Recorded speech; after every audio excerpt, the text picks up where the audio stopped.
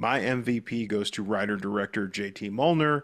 The directing in this movie is fantastic. The casting in this movie is fantastic. These are two crucially important things for a director to do. But the writing, oh, the writing, Damon. This script is pretty dynamic. It's pretty interesting. It has a lot to say without saying a lot. It's not the talkiest movie. I mean, when it does talk, it's brilliant dialogue. The way the movie is mapped out is incredibly clever. This is a fantastic script. And I love hearing that it came to him easy. It just means that like he was meant to write it. I think that's what it means.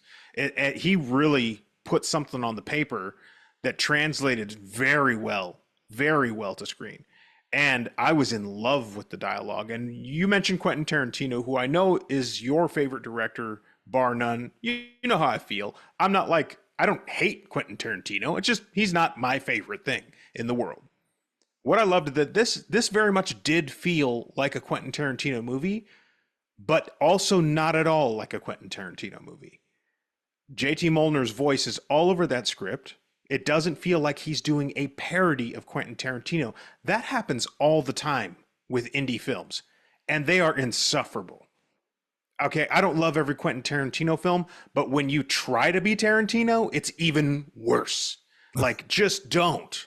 Just don't. Don't try to copy him. He has created a very specific style that his actors, that his writing is perfectly suited to.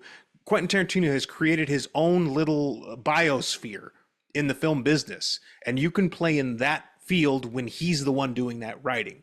JT Molnar was smart enough to go, this dialogue, these characters, they don't have to act like Quentin Tarantino characters. Who are the JT Molnar characters? And they did it. They did it so well. They were so raw and natural. I'm also a sucker for the 1970s American New Wave, which I know Quentin is actually pretty fond of himself. He's more an exploitation guy. I was a little bit more on the high, like award-winning stuff, the Deliverance and Dog Day Afternoon and Network. Like that was kind of my jam from the 70s, the shit that I like from the 70s. This feels a little bit more like those in that the dialogue is raw and the dialogue is truthful. And it doesn't have that weird heightened sense that only Quentin Tarantino is actually really good at. Everybody else is just pretending. JT Molnar doesn't try to make these characters impossibly cool. They're cool because they're flawed, and he gets that. It's an A+ script.